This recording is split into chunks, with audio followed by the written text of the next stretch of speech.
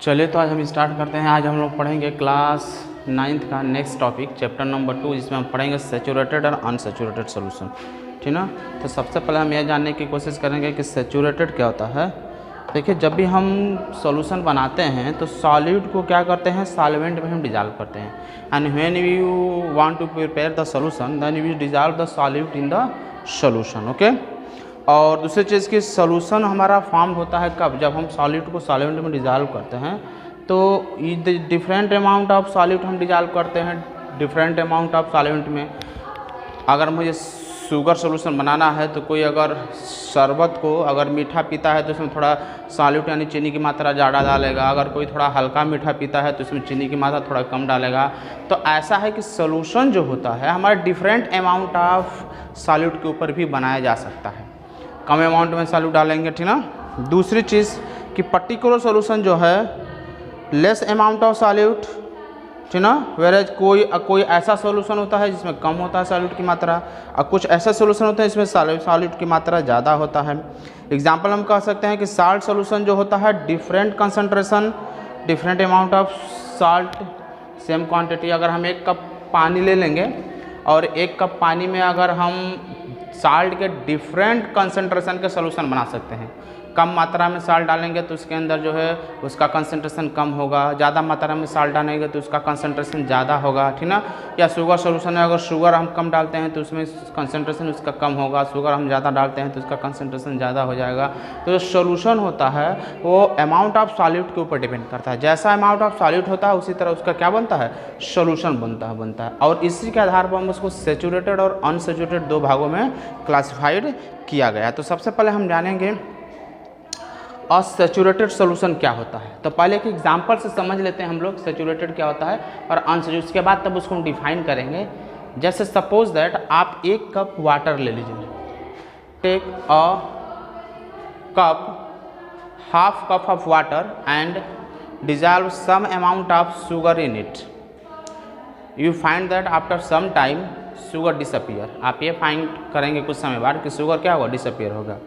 Again you put some more amount of water, कुछ और ज़्यादा जो है सॉरी वाटर नॉट सॉल्यूट, कुछ some more amount of solute in same water same solvent, जो solute में पहले हम डिजॉल्व किए थे उसी सॉल्वेंट में।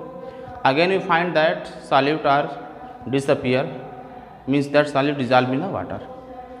Again repeat this process again by again, बार बार जो उसको आप रिपीट करिए। यानी कहने का तात्पर्य क्या है कि आप 1 कप जो है पानी ले लीजिए और पानी में थोड़ा सा आप चीनी डालिए। चीनी डालने के बाद उसको अच्छी तरह से घुला दीजिए, घुल जाएगा वो।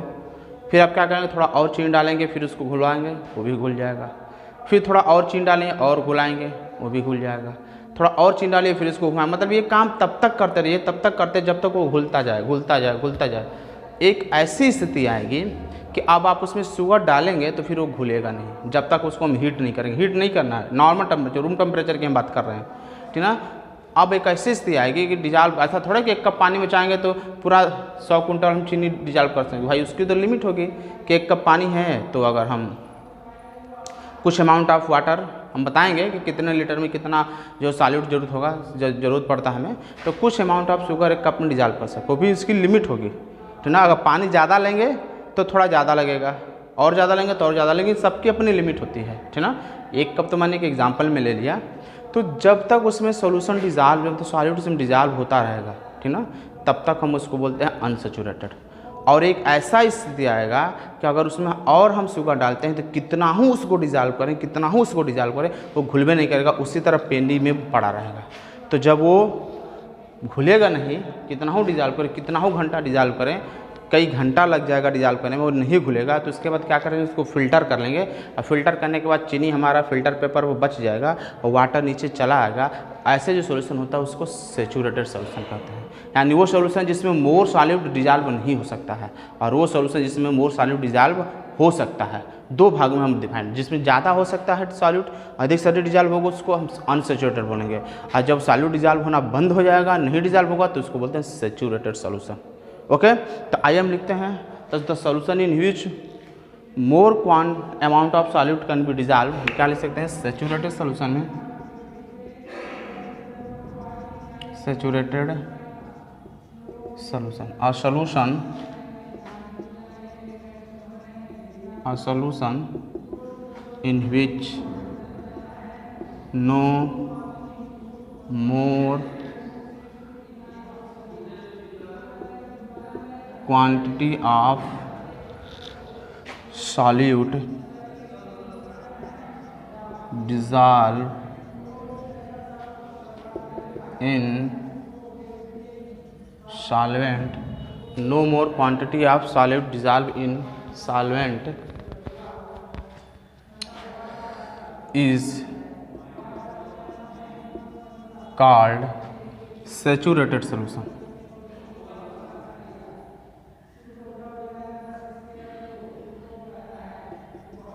सैचुरेटेड सॉल्यूशन, ठीक, जिसमें और ज़्यादा डिजॉल्व नहीं हो सकता है। अनसैचुरेटेड क्या होता है?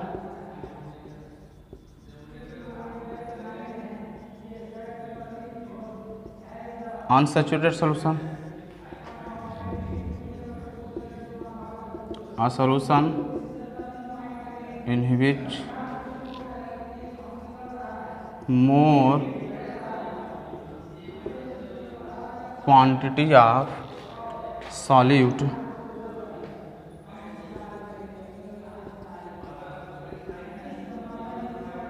dissolve in same solvent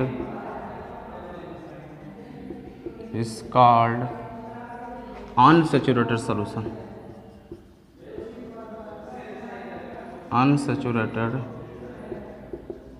unsaturated solution होता है।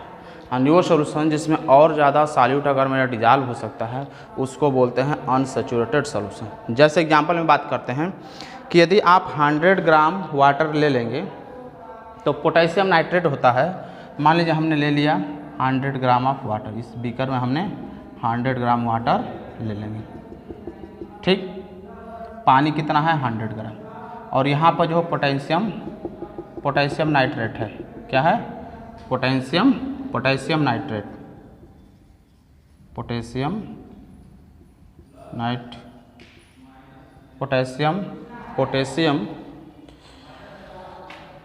नाइट्रेट है, ठीक। अब हम क्या करेंगे, 100 ग्राम पानी में पोटेशियम नाइट्रेट पहले जो है हम देखेंगे कितना डिजॉल्व हो रहा है। पहले हम क्या करेंगे, 5 ग्राम इसमें से लेंगे, इसके ऊपर 100 ग्राम पानी डालेंगे, हिलाएंगे, मिक्स करेंगे, डिजॉल्व हो जाएगा। पुनः 5 ग्राम हम लेंगे, डिजॉल्व होगा, फिर 5 ग्राम लेंगे, डिजॉल्व हो जाएगा, फिर 5 ग्राम लेंगे, डिजॉल्व हो जाएगा।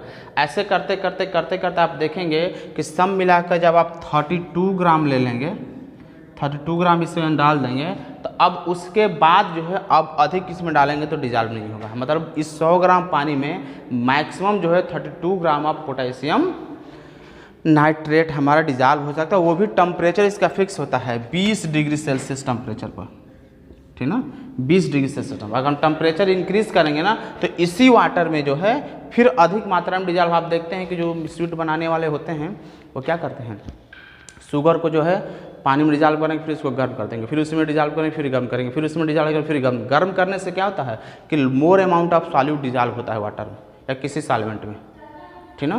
तो यहाँ पर क्या है कि अगर हम टेम्परेचर फिक्स कर दें तो पर्टिकुलर टेम्परेचर पर फिक्स है कि इस टेम्परेचर पर कितना डिजॉल्व होगा, और टेम्परेचर का हम बढ़ाएंगे तो उसी में फिर ज़्यादा डिजॉल्व होने लगेगा। जैसे 20 डिग्री सेल्सियस पर 32 ग्राम डिजॉल्व हो रहा है ना, इसमें इससे ज़्यादा नहीं डिजॉल्व होगा, टेम्परेचर 20 डिग्री से होगा। लेकिन टेम्परेचर को 20 से अगर हम ज़्यादा कर दें, 21, 22, 23, 24 या 40 कर दें, तो अब इसमें और ज़्यादा डिजॉल्व, 32 से भी ज़्यादा डिजॉल्व होने लगेगा। तो कहने का मतलब ये है कि सैचुरेटेड सोल्यूशन को हम अनसैचुरेटेड बना सकते हैं उसको हीट करके। अगर सैचुरेटेड सोल्यूशन है, मान लीजिए मैंने इसको 32 ग्राम डिजॉल्व किया, 20 डिग्री से अब डिजॉल्व नहीं हुआ, सैचुरेटेड बन गया। अब चाहेंगे इसको अनसैचुरेटेड बनाना तो इसको गर्म कर दीजिए, फिर इसमें डिजॉल्व होगा, फिर ये अनसैचुरेटेड हो जाएगा। तो इस तरह जो है सैचुरेटेड सोल्यूशन को जो है हम अनसैचुरेटेड सोल्यूशन बना सकते हैं। कैसे? उसको हम डिजॉल्व करते हैं, मोर अमाउंट ऑफ वाटर उसमें हम डिजॉल्व करेंगे तो सैचुरेटेड से वो अनसैचुरेटेड क्या होता है, बन जाएगा, है ना सर। तो ये चीज़ यहाँ पर है कि सैचुरेटेड से हम अनसैचुरेटेड सोल्यूशन हम कैसे बना सकते हैं। तो यहाँ पर देख सकते हैं कि सैचुरेटेड से अनसैचुरेटेड सोल्यूशन हम बना सकते हैं उसको डिजॉल्व करके, ठीक। आगे ये तो पोटेशियम नाइट्रेट का है। कोई ज़रूरी नहीं है कि वाटर में जितना पोटेशियम नाइट्रेट डिजॉल्व होता है, सारा का सारा सॉल्यूट उतना ही डिजॉल्व होगा। सॉल्यूट के ऊपर डिपेंड करता है कितना सॉल्यूट, कैसा सॉल्यूट है। कोई चीज़ वाटर में कम डिजॉल्व होता है, कोई ज़्यादा डिजॉल्व। पोटेशियम नाइट्रेट हमारा क्या होगा, 100 ग्राम पानी में 32 ग्राम ही डिजॉल्व होता है। लेकिन वही अगर हम लेते हैं सोडियम क्लोराइड, अगर नमक लेते हैं तो 100 ग्राम वाटर में वो 36 ग्राम होगा। अगर हम मान लीजिए इसमें आप दूसरे बर्तन में ले लिए, क्या दूसरे बर्तन में आप ले रहे हैं 100 ग्राम वाटर, 100 ग्राम आपने वाटर ले लिया, ठीक, यहाँ पर भी आपने वाटर ले लिया, और इसमें आप डाल रहे हैं कॉमन साल्ट, मतलब नमक, जो हम लोग खाते हैं नमक। तो जब ये डिजॉल्व करेंगे तो इसका 36 ग्राम डिजॉल्व होगा 100 ग्राम पानी में, ठीक ना। 100 ग्राम पानी में नमक जो होता है 36 ग्राम डिजॉल्व होता है, अधिक से अधिक, इससे ज़्यादा नहीं डिजॉल्व होगा, ठीक ठीक।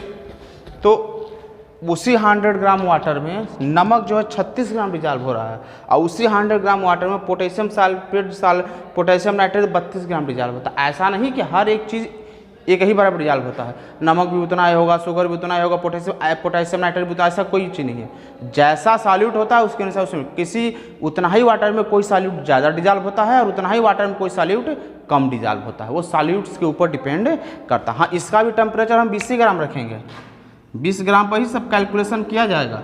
चाहे तो हम ज़्यादा पर कर सकते हैं, बट 20 ग्राम है, ठीक ना। तो अब क्या होता है कि हीट करते हैं, मान लीजिए सॉल्यूट हमारा क्लियर हो गया कि वाटर में जो है हर सॉल्यूट सेम अमाउंट में डिजॉल्व नहीं होता, कोई ज़्यादा डिजॉल्व होता है, कोई कम डिजॉल्व होता है। अब हम देखते हैं कि अगर इसको हम हीट करते हैं तो क्या फ़र्क पड़ेगा। मैंने अभी आपको बता दिया, but effect of heating or cooling on the saturated solution.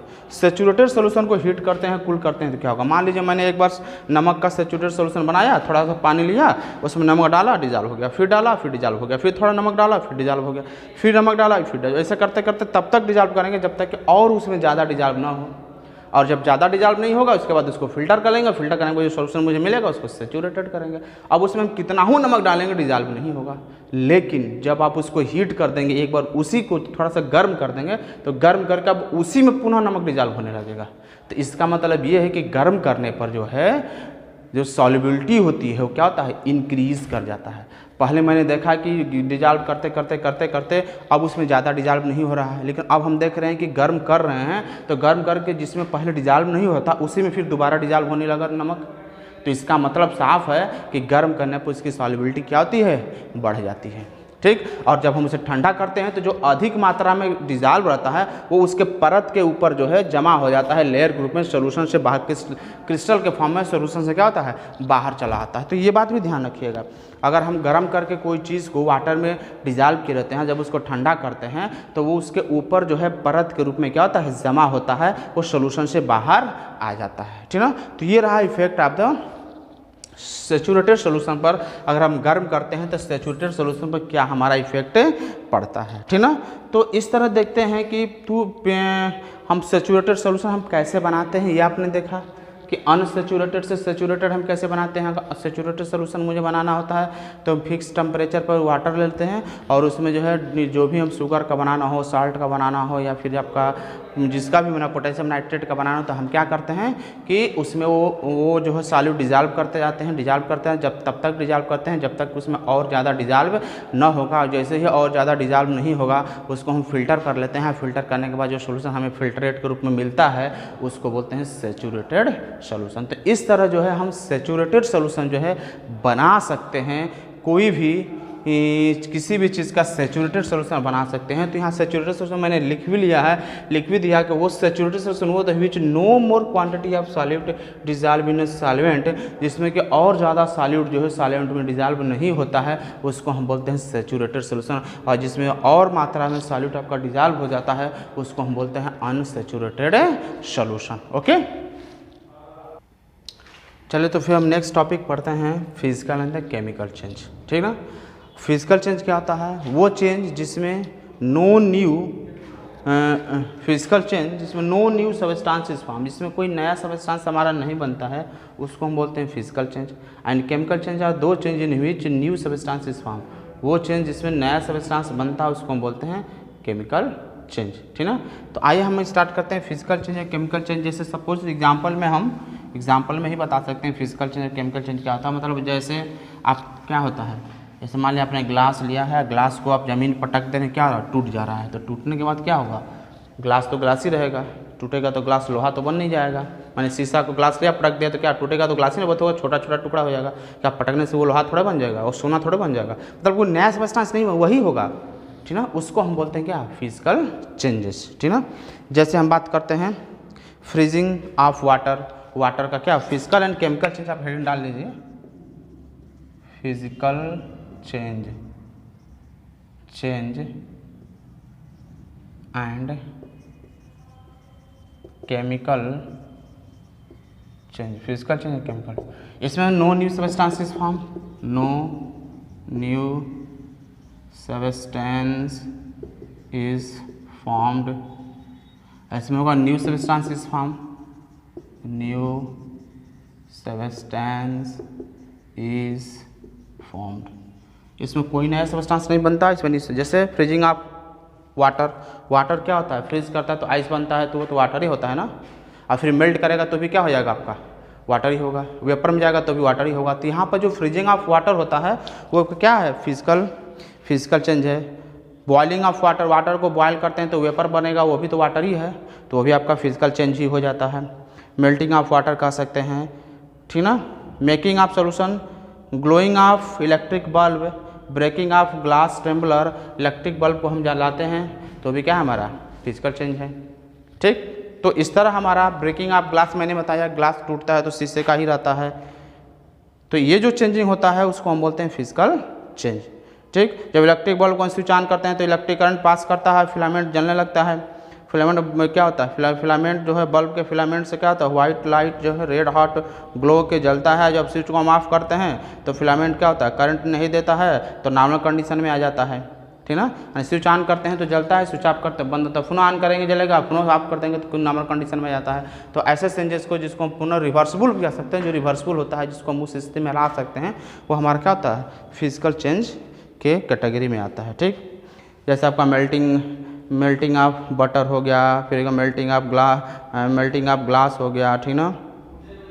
Making of soda water bye dissolving carbon dioxide in water, ये सारा एग्जांपल हमारा क्या होगा, फिजिकल चेंज का होगा। केमिकल चेंज होता है जिसमें कि न्यू सब्सटेंस आपका बनता है, ठीक ना। वो चेंज इसमें न्यू क्या है, न्यू सब्सटेंस इज फॉर्म। जैसे बर्निंग ऑफ पेपर को जलाते हैं तो क्या होता है, राख बनता है और कार्बन डाइऑक्साइड गैस लगता है। तो यहाँ पर कार्बन डाइऑक्साइड एक नया गैस निकल रहा है, नया सब्सटेंस निकल रहा है। हम चाहेंगे कि कागज़ से राख से फिर कागज़ बनाने तो नहीं बनेगा, तो जो हमारे रिवर्सिबल ना हो, इरिवर्सिबल हो, जिससे नया सब्सटेंस बनता है, ठीक ना। जैसे क्या हो गया केमिकल चेंज में, राइपिंग ऑफ फ्रूट, भोजन का फ्रूट का पकना, ठीक ना। बर्निंग ऑफ कोयले का जलना से कार्बन डाइऑक्साइड, कार्बन मोनोडाइऑक्साइड निकलता है। तो ये सारा जो हमारा होता है उसको हम क्या बोलते हैं, केमिकल चेंज होता है, इसमें नया सब्सटेंस बनता है, ठीक ना। तो इस तरह हमारा ये टॉपिक रहा। नेक्स्ट टॉपिक में हम लोग पढ़ेंगे सेचुरेटेड और सेपरेशन ऑफ द मिक्सचर को हम कैसे सेपरेशन करते हैं। और आज के टॉपिक में बस इतना ही, फिर हम मिलते हैं नेक्स्ट वीडियो में नेक्स्ट टॉपिक के साथ।